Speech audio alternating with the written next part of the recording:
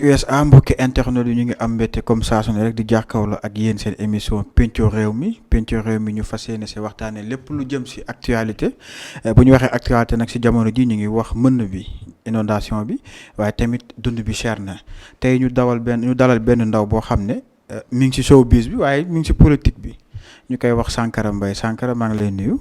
maa ngi lay bëggee Mame Khadim DS Production la famille maa ngi leen di bëggee di wax ni les Sénégalais de l'extérieur je suis de tout cœur avec eux. dëgg la si wàllum politique laa xamul fan nga féete. maanaam activiste nga ndax da ngaa bokk si gouvernement bi wala opposant nga loolu laa bëgg a xam ndax tamit patriote nga Pastef. duma activiste. bokkuma ci gouvernement bi je suis avec le peuple and I'm an organizer je suis un organisateur. dëgg la damay duggal yow si wàllum inondation bi gis nga fan yi yow mi nga xam ne en tant que da nga ne porteur de voix nga yaa ngi jàppale ñi nga xamee ne amuñu kàddu si réew mi yow nga nekk benn sénégalais boo xam ne yaa ngi dundee fële sa États-Unis naka nga gisee situation mbënd bi si réew mi. c'est triste et que c'est aberrant. bu ñu demee ba 21e siècle ay mbënd di sonal ay doomu aadama. ci dëkk bu ñuy woowee un Sénégal émergent. mu nekk lu ñaaw nekk loo xam ni rafetlu wuñ ko ñi ngi koy ñaxtu saa su ne te dinañ continuer di ko ñaxtu. naka nga taxawee si mbënd bi ndax yaa ngi jàppale askan bi. waaw ñi ngi ciy def li ñu mën li ñu ciy def ñu mën la fois passée demoon nañ fi seeti leen waxtaan ak ñoom te bien avant loolu yàgg nañ ci di wax bi ma ñëwee Sénégal ba léegi def na 6 mois presque. boobu ba léegi maa ngi ciy wax nee naa leen d'ici 4 mois d'ici 3 mois mbënd mi dafa war a tàmbale nañ ci teel a jóg balaa leneen di ci xew. dem nañ fa nag bientôt ñi ngi waajal benn remise de don incha allahu rabbi jox ko les sinistrés. waaw dëgg la ndax mais ñu bëri nee nañu Sankara dem na si mbënd bi dem na def tànku neen dox na dugg na xuus na fekk fa ñi nga xam ne ñooy waa Caaroy je pense. Pikine ginnaaw raay. Pikine ginnaaw raay. ñu bëri ne Sankara day dóor. naka noo mënee tonte ñooñu nee nañ yow daal dóorkat nga quoi. en fait dóor mooy maanaam. maanaam da nga dem pour dóor rek pour nax sénégalais yi quoi. nax leen dugg ci biir ndox mi. voilà. non c'est que c'est un peu triste mais ku ci nekk ak sa xalaat rek. ku ci nekk ak sa xalaat. waaw te man je respecte bien bëgg naa ni ñu may respecté lee sama xalaat. noonu laay respecté lee nit ñi seen xalaat ku jàpp ni dóor la tamit noo ko gisee baax na. mais ndax tamit jotul ngeen ani ay solution mais à chaque année rek inondation am ñu gis. opposant yeeg activiste yeeg ku si nekk jaagir yi boo yóbbul caméra yaa ngi yox sa téléphone filmer ñi nga xamee ne ñoo koy dund ndax jotul tamit ñu bàyyi di dem rek ani solution loo xam ne déwén duñu ko dañ koy nettali rek waaye duñ ko dundaat ndax jotul ngeen ani ay solution mais bàyyi di dem di filmer à chaque fois di yuuxu te tegoo leen benn argument bu ko mën a dindi ndax loolu am na sens daal. waaw ñun moom li ñu mën mooy wax. li ñu mën mooy wax alerter te que loolu duñ ci jóg. ki war a indi solution kenn la. mooy ki ngeen xam ne da ngeen ko jox l'argent du contribuable. ki nga xam ne yéen lépp lu mu am ci kër àdduna. avant sabadooram bu furi boobu ci 2011 lépp lu mu yor yéen a ko jox kookoo leen war a indi lay solution. kan ngay wax fi mu ne mooy kan ngeen jox l'argent du contribuable. Macky Sall ngay wax. noo ko déggee noonu la. mais ki nga xam ne moom ngeen jël seen alal jox ko. dama bëgg say wax nga koy assumer ba xam président de la république ngay wax. loolu laa bëgg nga ne Sankara Macky Sall laay wax. bu fekkee ni moom ngeen jox seen alal moom la bu fekkee du moom bu fekkee ni du moom ngeen ko jox kon du moom. ki ngeen jox seen alal. le père de la nation ki ngeen xam ne boo leen jaaxle ci moom ngeen i woo. kooku ngeen jox seen alal kon moom la ñuy waxal mais li ma mën a wax saa su ne rek mooy. c'est triste bu ñemee am Sénégal gu ne ci kaw am Sénégal bu nekk ci suuf parce que depuis ñaata at ba léegi. Sénégalais yi ñu ngi dund ci mbënd mi ñu ngi dund ci lu metti loolu te amuñu kenn ku leen jàppale. boobu ba léegi politique saa su ne dama koy wax effort bi ngeen def ci stade bi. stade bi pour mu pare. même pas 6 mois boo leen ko defoon ci mbënd mi trouver ngeen solution mënu leen jël ay milliards et des xam nga luy milliards. milliards bu ñu ko juugoon fii ñun mënuñu koo ñun ñëpp mënuñu koo tibb mais dañuy politique di dóor sénégalais yi di leen nax ñooñu ñooy dóor sénégalais yi. ba nga fa demee ndax jàppale nga leen si sa doole. waaw li ñu mën ñu ngi koy def. ñu ngi koy def suñu doole yam ñu ngi koy def mais ki leen war a jàppale kay. mooy ñoom ñu jàppale seen bopp en personne consciente que ni maire bii ñu fi fal mu xoolee ba lii dal ñu déwén du fi toog. ndax loolu liggéeyu maire la. ak comme ci mën di doon autorité la ñoom ñëpp nag laa wax. képp kuy autorité parce que il faut que mbir yi commencé am sanction. il faut que mu am conséquence buñ la falee pour nga war fi nekkal askan wi ngay xoole ba li xewoon daaw jéeg xew daaw xew ren dara continuer di xew il faut que ñu trouver ci solution. te solution bi mooy ci kan lay tàmbalee sunu autorités yi lay tàmbalee ñi jege ci ñoom lay tàmbalee jëm ba ci kaw te loolu nag lenn rek moo ko mën a saafara du lenn dara lu ko mën a saafara du sanction foog mu am sanction foog mu am conséquence. mais ndax loolu lu ko andi wàllu tudd maire sànq sa biir kàddu. mu mel ni sénégalais yu bëri dañuy taxaw di ñaawlu comme que si mel ni Tafa Meng bi nga xam ne moo jiite fële di Kër Massar ñu bëri naan amul xam-xam jàngul maçon la woon sax daanaka mais mënul téew li nga xam ne mooy gestion wu commune mais tey ndax du loolu mooy anil jafe-jafe réew mi bu ñu demee tey un Sankara Mbaye boo xamee ne dañ ko xamee woon si ay série wàllum comédie mu jékki-jékki dugg si politique ndax nekkul loolu mooy jaxase carte Sénégal. waaw bu fekkee ni ñi fi nekk ñi ngay wooyee borom xam-xam yi. jàng ba pare nekk di woote seen bopp ay intellectuel ñoo fi nekk defuñu fi tus defuñu fi dara. kon nañu woowi tëggkatu sabar yi ñu ñëw. parce que kat bu leen fàtte ni seen réew mi ki ko jiite lan la c'est un géologue. c'est un ingénieur. mais ba léegi yéen a ngi am mbënd. ba léegi sénégalais yi amuñu lu ñu lekk. sénégalais yi amuñ lu ñu naan barki démb la ay doomi ndar daal di dee fële ca ndor parce que jeunes yi dañoo bëggoon a tukki. bu fekkee ni ñoom ñoo fi nekk ces soi-disant intellectuels. mënuñu fi def dara kon nañu woowi tëggkatu sabar yi ñu essayé xool. ndax tëggkatu sabar ndax doo respecté sénégalais yi. sa question rek laa la répondre. li nga ma laaj rek laa la répondre. ñu génn foofu dugg si wàllum dund gi lépp yokku na ceeb bi yokku na diwlin bi ak lépp naka ngeen dundee situation boobu yow mi nga xam ne yaa ngi nekkoo Sénégal yaa ngi dund États-Unis nga gis foofu noonu état bi ni muy doxalee ndax jaadu na tey si jamono ji lépp cher si jamono bi ñuy wax mënd si jamono bi ñuy wax coronavirus ndax tey ji loolu jaadu na. gis nga àdduna bi lépp loo fi gis dafa am lu tax te li ñuy dund nii ce n'est qu'une cause. dafa am ce n'est qu'un effet à des causes defe naa noonu la ñu koy waxee en français.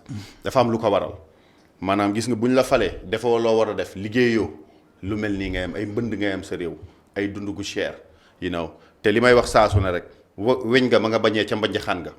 bu fekkoon ni sunuy dund. ñun ñoo koy contrôler suñu bopp. dinañ ci am doole. mais lépp lu ñuy lekk dañ koy jéggaani. dem nañ ba ceeb bi ñuy lekk dañ koy jéggaani te ñu am ñaata superficie ñaata hectare de suuf.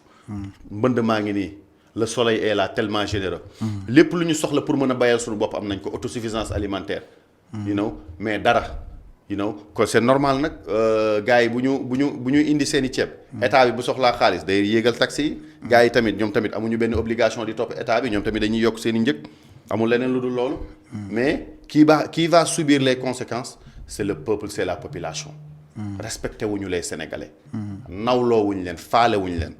looloo tax actuellement nii c'est le Sénégal qui subit les conséquences bu ñu demee ba sa président di jël ne nongu ca kaw avion ba. mook jabaram ak ay doomam. di selfie di gundaandaat nga gestu seen waa dëkk ba ña ko jox alal ja ñoom ña ngi ca mbënd ma xale yaa ngay Apollo amuñu lu leen faj choléra bi bari na sibiru bi bari na. nga xam ni nag y a un problème. y a un problème. dafa mel da ngaa Apollo ndax li ngay tudd Apollo bari na lool. dama Apollo woon. mooy bi ma demee ci ndox ma. keroog Xaadim sama yaram dafa daw. sama yaram dafa daw c'était triste. keroog bi ma demee ci ndox ma ñëw xuus dugg ci boobu ba léegi aw ma jàmm. sama yaram bi sama tànk yëpp a yàqu. Xaadim ci laa Apollo nii. sama bët yi ngi xonq cur.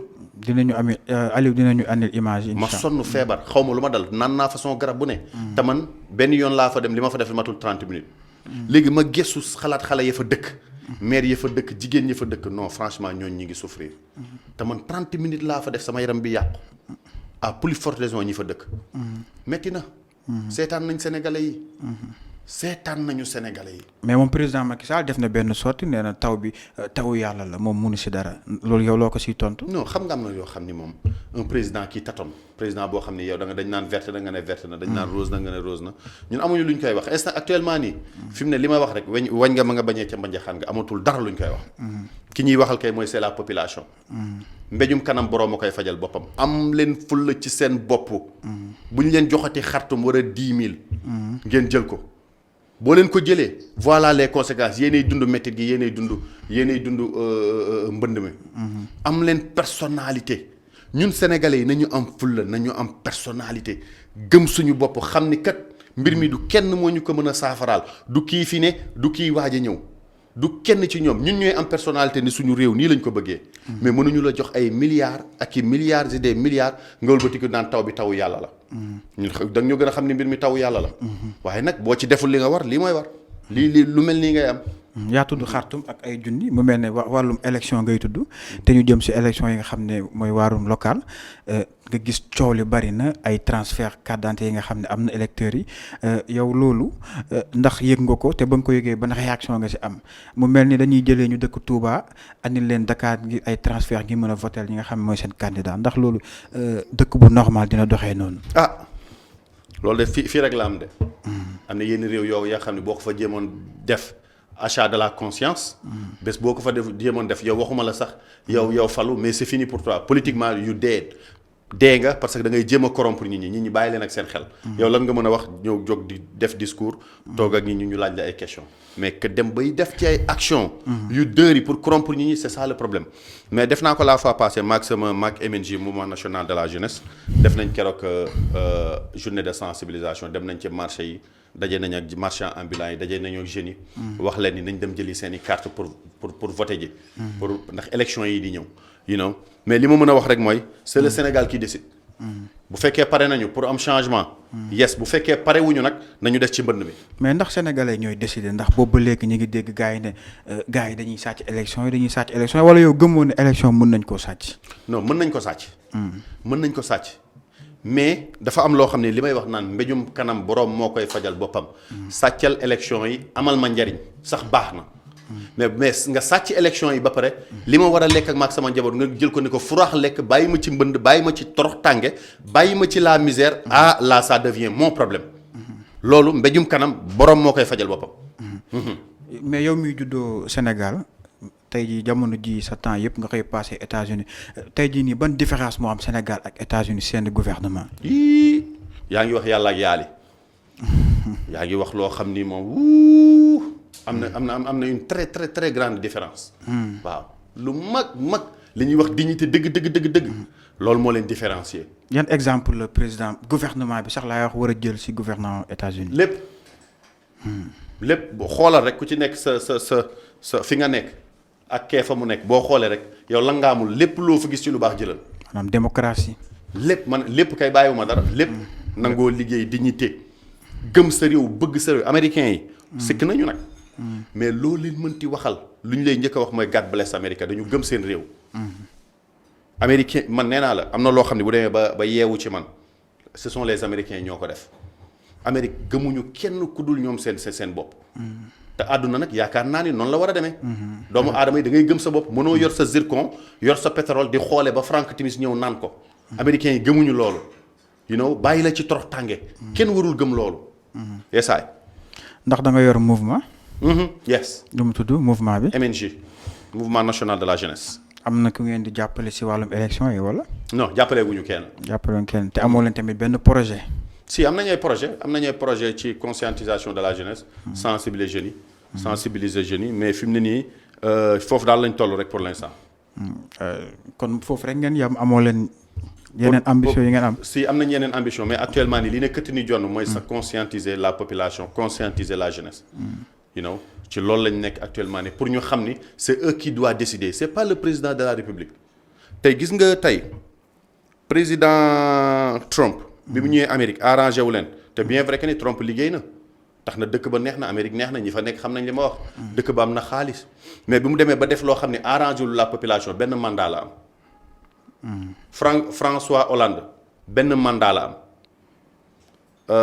avant François Hollande ki fa nekkoon Sarkozy benn mandat la am te ñooñu liggéey nañu seen réew. nga ñëw ci réew mu mel ni sunu bos bu torox am mbënd nit ñi sonn président bi di am ñaari mandat cela veut dire que ni population bi jeunesse bi ñoo dese conscient tuuti. bu ñu conscient woon boo fi ñëwee premier mandat boo fi defee 4 ans defoo lu dul yoon li nga diggee woon defoo ci dara c'est fini pour toi loolu la ñuy wax nag MNJ mouvement national de la jeunesse ci loolu la ñu nekk. conscientiser la jeunesse wax leen ni un autre Sénégal est possible. yàlla am na keccax bu dàq yàpp. ci lañ nekk. mais loolu Dakar la war am na transparence da nga ko décentraliser ndax da nga monter ay cellules fii si gox mi wala yaa ngi hors du pays aussi. waaw ñi ngi comment nekk nañ fépp. la fois passée demoon naa Turquie Istanbul fa lañ ko tàmbalee déjà dinañ dem Paris normalement le 28 bii la ñu waroon a def sunu lancement bi fii ci Radisson mais dañ ko reporté ndax corona bi. ñi ngi waajal dem nañ Kaolack commencé nañ fa Sédhiou Thiès fu ci nekk ñi ngi fay am ay cellules. ce sont les étudiants yi xam ne ñoo nekk à l'extérieur du Sénégal. ñoom tamit ñu de bëgg a def seen participation. bëgg a xool tamit ku ci nekk lan la ñu mën a toog waxtaan parce que. boo xoolee la révolution taïga képp koo xam ne dafa jàngi woon moo ñëw développé seen réew muy South Korea. ñun tamit ci loolu lañ nekk. un autre Sénégal est possible ñun ñi nga xam ne génn nañ gis nañ leneen ñun nag ñoo war a ñëw def suñu participation te ci lañ nekk nii. mais génn nga gis nga leneen ndax doole yam na. ndax doole bi ci États-Unis mi ngi ci Sénégal. ndax États-Unis nga wax. non les États-Unis. jéemuñu tëkkale Sénégal ak États-Unis mais seen États-Unis lépp lu moom lu baax war nañ ko am. kon boobaa mbir mi xanaa du liggéey. kon boobaa africain dañuy booloo. waaw non Sénégal yàlla wàcce naa ñun lépp la ñu may. lii ñuy wax nii. ay États-Unis ak ay yeneen réew yi. xam nga loolu pour lan la léegi ñee ñoo koy wax rek bëgg politiciens yi ñoo koy wax rek uniquement pour minimize the issue. loolu rek la just to minimize the issue mais yàlla may nañu lan. zircon. or Sabodala bi xamoo fu mu jëm. pétrole on a tout ce dont on a besoin pour développer ñun am nañ ko. gaz. am nañu ndox. am nañu soleil. le soleil est là tellement généreux am nañu suuf am nañu lépp. lan la ñu yàlla deseel. yàlla deseelatuñu dara. léegi nag ñun ñoo war a dóorante. ñoo war a jox xippi suñu bët xool ne dañu war a liggéey suñu réew. américains yi du lenn Maroc gii tey boo fa demee boo ñibbisee xeeb Sénégal mais ñoom dañoo am fulla téye seen i or téye seen i diamant téye seen i mbir pour mu jariñ leen. mais ñun ngay gis ñuy xulle ba Frank Timis ñëw di naan suñu pétrole di ko yóbbu ñuy wëlbati ko toog di pleurnicher wu comme des perdants. léegi nag il va falloir que mbir yi changer bu fekkee ni ñoom mënuñu nañ ñu jox ñun. jeunesse bi parce que ñoom complexe d'infériorité boobu nekk ci ñoom. ñun xamuñu tubaab xamuñu nit ku ñuul tubaab bi ñun ak ñoom a jàngandoo. ñun buñ ko ëppali diplôme ëpp ñu ko xam-xam moom ëpp ñu xam-xam. complexe boobu nekk ci ñoom suñu njiit yi ñun nekkul ci ñun. c'est ça le problème ñun amuñu benn complexe ci tubaab bu fekkee ni ñoom dañuy nuyoog tubaab ak ñaari loxo di sujjóot ñun newul ci ñun. on n'a pas connu la colonisation. dunduñu l'esclavage tubaab bi fi mu jàngee fa lañ jàngee yaa xayti nañ ñu dimbali bu fekkee mënuñu nañ ñu abal ñu toog seetaan ñu. ñu téye suñu réew liggéeyal ko suñu bopp. loolu la ñuy woowee dignité nationale. yow mi nekk ci politique tey jii nii yow ban candidat nga gis ne tey mun na avancer réew mi. du man maay choisir. sénégalais yi choisir. mais sa xalaat laa la laaj yow mi nekk ci politique xam nga yaa opté doon un politicien nga ne réew mi dalaa ñor nga créer sa mouvement mais tey jii boo doon def choix ne sénégalais yi orienté naa leen ci kii ci diw kan ngay wax wala loolu c'est personnel. comme tontu nga sa bopp c'est personnel. Sankara Mbaye coow li bëri na ñu bëri ne nañ ndax Sankara millionnaire la ou pas. déjà fu muy njëkkat yow mooy lan mooy sa liggéey ndax si YouTube bi rek lañ lay gis TikTok Papis Demba Cissé yooyu star yi daal ngay àndal yow lan mooy sa métier yow Sankara. man ak millionnaire bi ñuy wax si yow ndax am dëgg la wala du dëgg. maa ngi sant yàlla wala li ñuy jaay la rek. non maa ngi sant yàlla. maa ngi sant yàlla bu baax a baax maa ngi joxe sama dépense. nga joxe dépense taxul nga doon millionnaire Sankara. non maa ngi sant yàlla nañ yem foofu rek. ndax mën nga ñoo leeral yow mi am ambition ñëw ne politicien nga bàyyi lépp dugg ci politique tey Sénégal autrement lañ bëgg politique autrement képp ku fi ñëw dañuy xam ba xam am nga at foo ko jëlee. waaw bëgguñu toog 8 milliards dañ ma ko may Abdoulaye Wade moo ma ko may soxlootuñu loolu moo tax ñu lay laaj ba xam yor nga xaalis. am yoroo ko boo ko yoree foo ko jëlee ak looy liggéey. macha allah maa ngi sant yàlla bi may dem Amérique xale bu ndaw laa ma dem jàng ba pare je suis un ingénieur. tey samay diplôme bu ma ko état Sénégal bu ma ko fi indi par force dañ may jël ma liggéey tey seen ministres yi ñuy tudd ëpp ñu ma xam-xam ëpp ñu ma njàng. yaa opté fecc bi rek. waaw maa opté fecc bi. ndaxte doomu géwël laa ba pare nit ku nekk li nga sentir ngay def. ndax fecc bi mun naa améliorer Sénégal ndax fecc bi mun naa jëmal kanam Sénégal. aar la. ndax aar bi ñëpp ko gëm. aar la temps la. aar la mais li may wax rek maa ngi sant yàlla bu baax a baax ba pare. yemuma ci loolu je suis un camionneur aux States. ba pare damay jaayee oto. je vends des voitures. oto yu bari yi nga xam ne day dugg fii Sénégal nekk ay oto de luxe macha allah dama koy jaay. maa ngi liggéey daal maa ngi liggéey. buñ la doon laaj sa fortune si ñaata la toll. fortune. man daal defe naa fortune bi ci xol la de. ci jikko ju rafet ci ree ju neex ak bëgg dimbali doomu aadama yi. lan mooy sa relation ak soxna soosu ñu ne mi ngi ci gouvernement Macky Sall am na sax ñu naan ministre diw da ngeen am relation. waaw am na wax yoo kan nga amat relation foofu noonu. ndax am na wax yoo xam nag du ma ci tontu. comme kooku yooyu man la concerné. mais non déet bul ne yow la concerné ndax sénégalais yi aussi dañuy bëgg di xam ki ñu bëgg a jàppale kan la.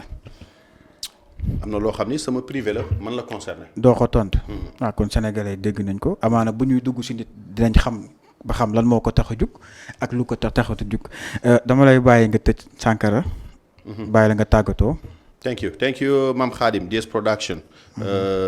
DS Production the team bi yëpp maa ngi leen di béggee di leen shout out di leen wax ni yal na leen yàlla defal jàmm di wax ñi nga xam ne ñoo nekk ci mbënd mi yal na leen ci yàlla génne dimbali leen ak jàmm. mais nag dafay ànd ak liggéey. di wax ni élection yi mi ngi waaj a ñëw. dinañ daw ñëw ci yéen songu leen mais nag tijji leen seen bët ngeen xool ndax defoon nañ ko fi daaw jéeg def ko fi daaw def ko fi ren déwén mu ndara amati képp ku fi ñëw ci yéen. xool leen bu baax li ngeen di def parce que yéenay décider yéenay dund galère bi. yéenay dund cette pauvreté yéenay dund métit bi.